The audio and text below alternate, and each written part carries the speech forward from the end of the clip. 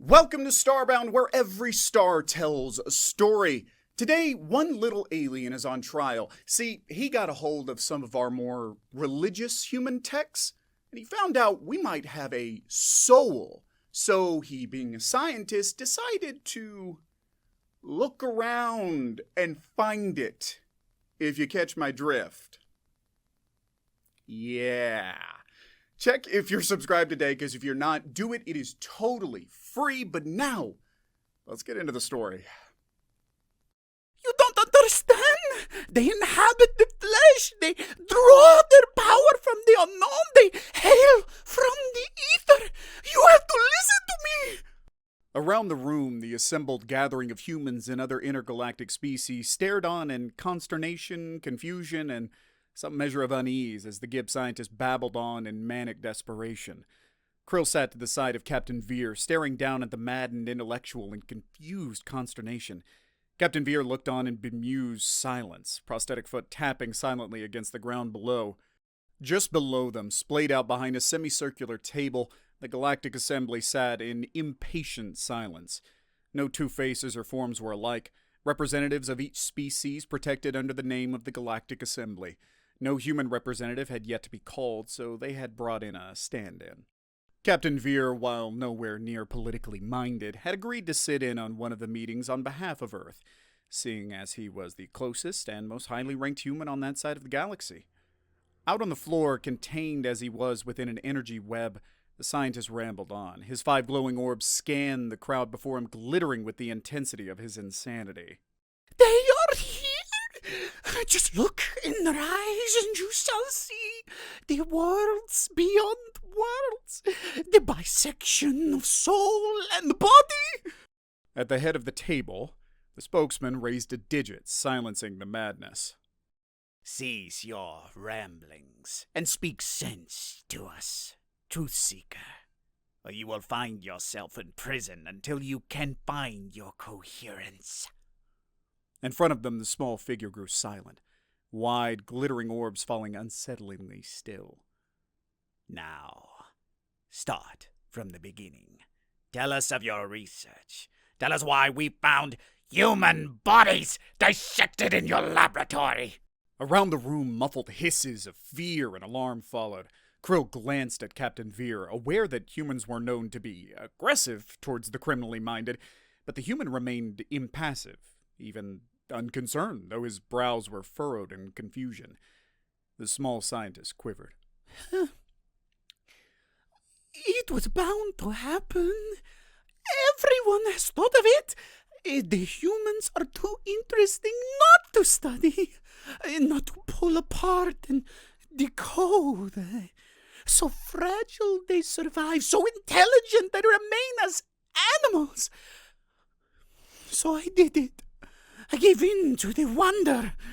I knew the Galactic Council would never agree to my methods, so I did it in secret. I stole the human from the far reaches of the galaxy, where no one would notice their absence. I drugged them, and I bound them with their very own methods. I caged them with their own technology, and I studied them. I tested them, and I pulled them apart. Off to his side, the human shifted uncomfortably in his seat. Go on. The creature remained silent for some moments before. The humans, they talk about themselves as if they are 2 separate beings. Have you ever noticed that? Ever seen a human talk to its body? Address its feet or its eternal organs like they aren't one and the same? They personify themselves like they themselves are not people. Krill shook his head in mild confusion. In fact, he hadn't noticed that little oddity, but he had never thought about it. Well, I thought it was odd, and I looked into it. Those humans that spoke with me could not give me a direct answer, but they demonstrated a profound ignorance about their own internal workings, their own feelings, like a separate being living inside the body of another. Around the room, the crowd jolted uncomfortably. I looked into the evidence further. I found mentions of something the humans refer to as a soul.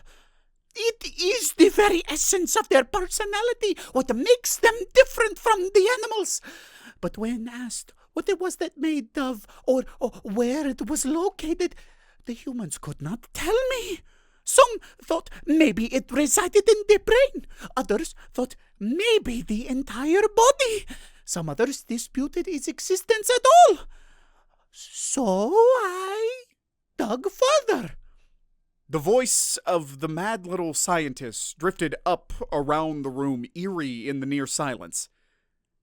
Did you know that when a human dies, they lose 21 grams of weight almost immediately? The eeriness grew deeper, crawling into their bones with a malignant chill, one that accompanies vast space. If they couldn't find this soul, then I would find it for them. So I dissected, but I found nothing. And then I remembered the stories I had heard about the Moor, those that can see into the beyond. They are said to be extinct or in deep hiding, but I was determined. I thought that if anyone could solve the puzzle out of this mystery, it would be them. And after years of searching, I found one. The last hidden atop an asteroid alone in the vastness of space. He would not speak with me, so I forced him to follow me against his will. I brought him to my laboratory, and I made him look. And the things he saw. The profound silence grew and deepened. "Keep going," the command came. Oh, the madness he suffered. Oh, how he screamed and babbled. I remember what he said word for word. They hide behind their eyes the glow within. They are not they. They are ether. They possess the body, but the body does not possess them. I could not understand it at first, but slowly I began to see. I looked in their eyes and I saw it, the true nature of the soul. A body, an empty vessel operated by a cosmic energy. It glows within them. I could see them retreating across the stars as the light faded from their chests. At first it was small, a shimmer at the corner of my vision, and out of place wind with the death. But then it grew clear, the creature rising from its shell. Oh, the horror! Its eyes burn. Its body glowed. It was a power beyond worlds I saw there, breaking away from the chains of the body. It was not death. It was transcendence. Like a pupa maturing to adult. The human body is not the end result. It is the incubation of the horror that is to come. The very cosmos brought low and then released. Around the room, the crowd murmured in horror and confusion. Krill turned to look at Captain Veer, but instead of knowing or agreement, he appeared only confused and even disconcerted. The entire Galactic Assembly had turned to watch him as he stood, pacing down the stairs with the thud of his prosthetic leg barely differentiated from the flesh. Upon seeing the human approach, the small scientist began to scream, loud and long. See it! See it now! It glows behind his eyes! It pushes against his skin to escape! It seeks freedom! The human paused at the side of the semicircular table as the Galactic Assembly watched.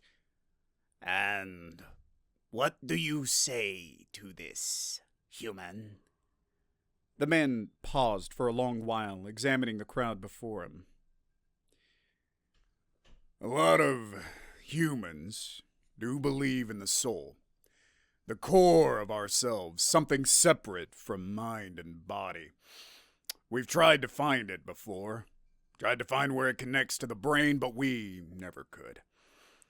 Philosophers argued about its nature, and then scientists argued about its existence. Certain sects of human lore believe we were created by a cosmic being who molded the universe. Others believe our souls come from the energy and that someday we will return. Others believe that we will be recycled based on our deeds. And yet there are some who believe none of these things. When we die, we die. And this cosmic power? The human gave a laugh. Not really. It is true, sometimes I do feel separate from my body, like I don't understand it as much as I should. Some describe the fight between the soul and the body as a struggle between light and dark. He tapped his foot thoughtfully. Ghosts are thought to be the souls of those who cannot move on. If that was really true, then they don't usually do more than push around tables and break dishes. The room was silent. From behind him, the creature called on in a shrill voice. He lies! The human lies! That's why man does not die when he should. The soul holds on, it stays with the body. It will not give up its vessel lightly. You know that. Humans will not die. The human turned to face the little scientist and stepped closer. You talk about the soul like it's something to fear. Well, if it is real, the soul is discussed as something light. He turned to the council. If the soul does exist, it is a representation of all that is good in humanity. It is the part of us that was created in perfection and tied to imperfection. He motioned to his body. He talks about it like we're some demonic entity possessing the body. That's not true. Without the soul, the body does not function. The one needs the other to survive. They were made for each other, if indeed the soul exists at all. And to murder someone to prove its existence is unacceptable. The human glared at the little scientist, who began to unfold. You could see the revelations making themselves clearer to him. He began to scream in horror. Can't you see it? He wailed. The eyes show the truth. The screaming scientist was carted away under the thoughtful eyes of the human.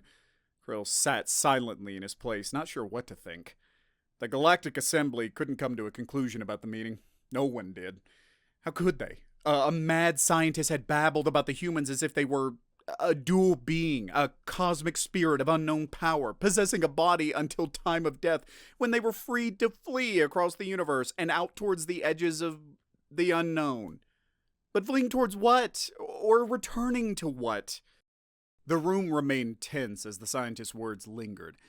The Galactic Assembly struggled to process his revelations, torn between dismissing them as delusions and acknowledging a terrifying possibility. Captain Veer's calm rebuttal did little to ease their unease. Krill, observing the proceedings, felt a growing disquiet. What if there was a grain of truth in the mad scientist's ramblings? What if humans truly harbored a cosmic essence within them? How could they come to a consensus? It was crazy talk. Most of them rejected the idea outright, but some saw a margin of truth. Have you ever watched a human struggle with themselves? No other species does that. When presented with a right or wrong decision, they don't do what their instincts tell them, but they fight with themselves on the morality. But how can you even fight with yourself? It makes no sense. While some see the fighting, others see the impossibility. A body dead, kept to life by some unknown power. They die and they come back with a will. They defy reason. They reject wounds against all odds. The human ability to survive is not logical. What keeps them here? What lets them hold on and what lets them slip away? Some say you can see it in their eyes. Even humans can see it, though they don't admit it. Those given over to the dark are described with blank, hollow eyes, devoid of humanity. Why is that? Under the control of their empathy and their love, you can see it in their eyes. It is distant, just noticeable behind the pigment and the reflections. I believe something lies within humans, something not of this place, not of this galaxy, not of life as we understand it. Could it be that the human is merely a stage of life? Is the true essence of a human something more transcendent? And if so, where do they go when they flee into the blackness? Hey, don't click away. We got another awesome story coming up right now in a sec, and you certainly don't want to miss it. There is something indomitable about the human spirit. It's something no one, not even the humans, will ever truly understand. There are two ways of doing things in the rest of the galaxy. You can be isolated and an individual that understands only the genetic knowledge of his species. You may interact with others, you may have family units, but you'll never understand those around you on a personal level. Or you can be connected. This comes in many forms, a hive mind or a collective well of knowledge the entire species pulls from. They understand each other quite fully. No one is ever alone. But then there are humans. I won't start by saying that humans are special or unusual because I think that's been said before. What I want you to understand is that humans are isolated in their knowledge of themselves. There is not a species-wide well of knowledge from which they can pull their behavior and understanding. There is not a template by which they live their lives, yet somehow they can experience a welling of empathy to understand others around them. They seem to know the struggles of their fellows without the hive mind to connect them. The same indomitable spirit extends to their interactions with others. They form deep, emotional connections with creatures that would otherwise be seen as threats. Their relationships with dogs are a prime example. Despite dogs' predatory nature, humans have not only tamed them, but also integrated them into their families. This bond is so profound that dogs, once wild hunters, now protect and love their human companions unconditionally. Captain Veer's joy at introducing his dog Waffles to me showcases this unique bond. The sight of a human cuddling with a creature capable of causing harm, yet choosing love instead. It's a testament to the extraordinary resilience and empathy of humans. Not only this, but no matter where the humans come from, there is always an understood knowledge of things humans can connect with. They speak of the same anthems, stories, photographs, and memories like they all have a personal connection to them. Though the humans were not born with a hive mind to connect them, that did not stop them. They made one. They share their knowledge by casting it out into the ether to an unknown server of vast knowledge to access at their leisure, no matter their location across the galaxy.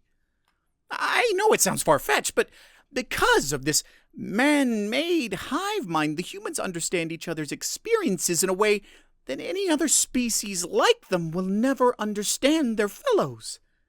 A human from Earth and a human from Mars may still understand each other and connect over the same things. They've been doing this for thousands of years, and always will. That's just a fact. Keep moving, human. Captain Veer stumbled a bit against the weight of the slap delivered to the back of his head. Krill could hear the sound of his bionic leg desperately trying to react to the imbalance and keep the man upright. With a glower, the human turned to the alien soldier, eyes narrowed. He probably would have spit at the creature, but the aliens had taken precautions against the human's poison breath, placing a spit shield over his nose and mouth. Not only that, but the human's hands were bound behind him. A soldier grunted, turning to ignore the human to look down at Krill.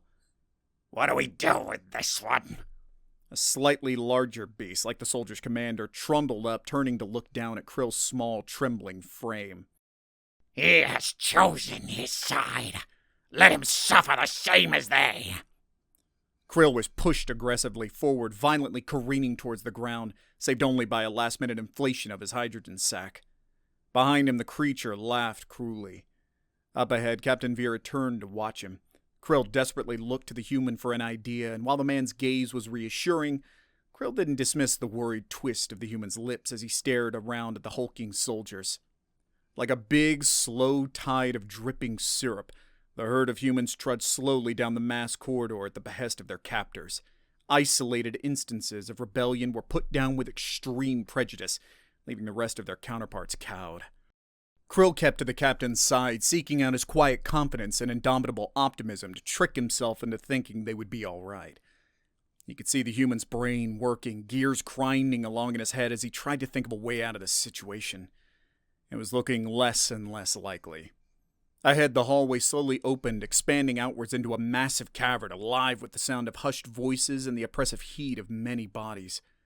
Captain Veer paused at the lip of the room, eyes widening at the sight before him. Krill paused at the same time, and for the same reason. There were hundreds of humans here, many shapes, colors, sizes, and races all packed together side by side. As the new visitors arrived, they lifted their heads, sunken eyes and pinched cheeks demonstrating their defeat. They looked on with disinterest and apathy as the newcomers were shoved forward to join their midst. They did not speak, they did not laugh, and they did not rebel.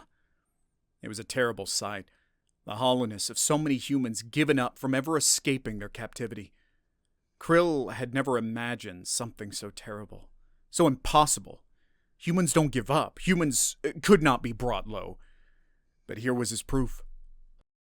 They waded a good way into the cavern by now, and at the behest of their captors, they were shoved to their knees to sit next to their dead-eyed counterparts.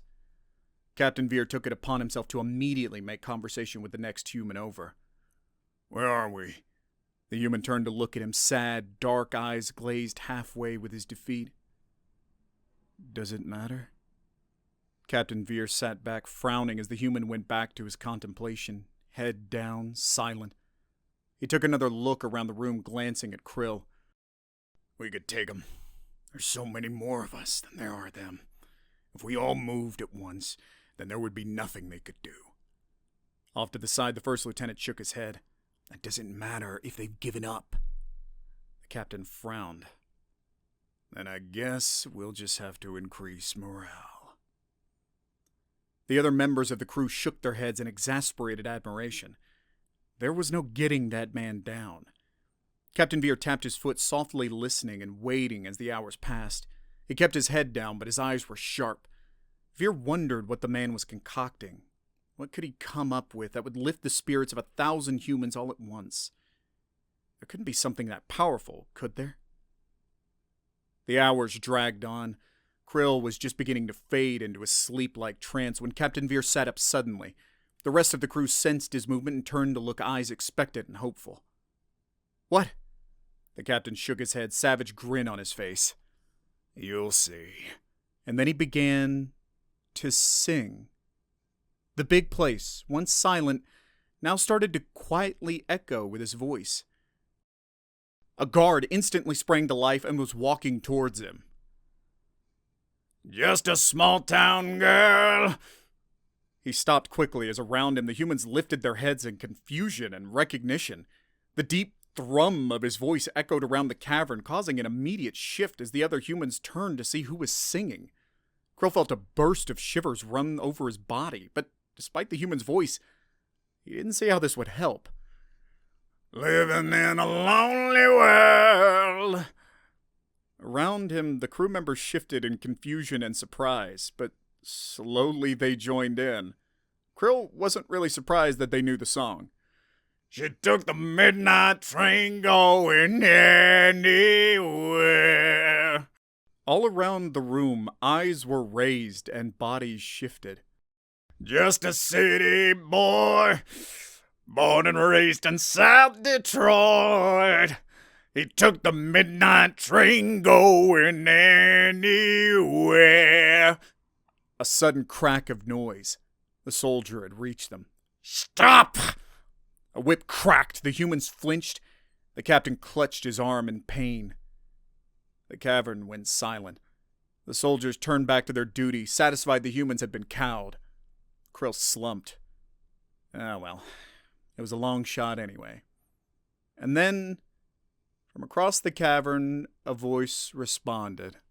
A singer in a smoky room, the smell of wine and cheap perfume. The alien soldier hissed and turned, but the singer had gone quiet. He stalked forward. For a smile they can share the night. It goes on and on and on and on. Each time the lyrics rang out, a different voice, or many voices, accompanied it. Never the same person twice. The soldiers shifted around in circles, doing their best to identify the source of the sound. Humans weren't supposed to have hive minds, weren't they? Then how are they doing this? Strangers waiting up and down the boulevard, their shadows searching in the night. There were too many voices now, too many human voices rising into the dark, making the cavern shake and ring. Don't stop believing! Captain Veer turned to the crew, a grin spreading across his face at Krill's confused awe. Humans around them that had once slumped in defeat raised their voices to the tune of defiance. Eyes once dull sparked to life with the glow of human spirit Krill knew so well. Now on to phase 2. Around them the song was trailing off. They were moving to the end and the humans weren't sure where to go. A battle anthem. Dun dun ch, dun dun ch, dun dun ch. Grins were coming from everywhere around them. The rest of the crew easily joined in, and then the humans close to them took up the rhythm as well, as easily as only humans could. Buddy, you're a boy, make a big noise, playing in the street, gonna be a big man someday. More feet, more fists, and 100 more voices. We will rock you. Humans were rising to their feet now, straining against their bonds as the soldiers rushed around in panic and horror. You got blood on your face, you big disgrace. Now they were all surging to their feet in one mass wave. Soldiers everywhere snapped their whips and brandished their weapons. But there were so many humans and they were so close. Their voices raised louder and louder till they overwhelmed any other sound. Krill felt as if he was being carried upwards on a wave of exaltation. As the humans roared their battle cry, he leaped to his feet with them, surges of pride and anger roiling through him. Somebody better put you back into your place. Somewhere a set of bonds snapped. Krill watched in stunned shock as another man broke his own thumb in order to slip out of his bonds. We will rock you. They moved forward like an unstoppable wave, taking back their freedom in a matter of moments in the space of 2 iconic songs. The captain says that not every human knows those songs, but he had wagered to bet that the majority of them would know. It's a weird thing about humans. They connect to each other in ways that other species don't understand. Their writers and their singers capture emotion and shackle it to their songs. They speak through the ages with these emotions, victory, and oneness that every human can understand. The humans don't understand the power of their collective understanding, and I don't think they ever will. You cannot capture the spirit or the pride of a human. You may hide it or you may lock it away for some time, but there is no capturing, and there is no defeating their true nature. You cannot bind a human's soul.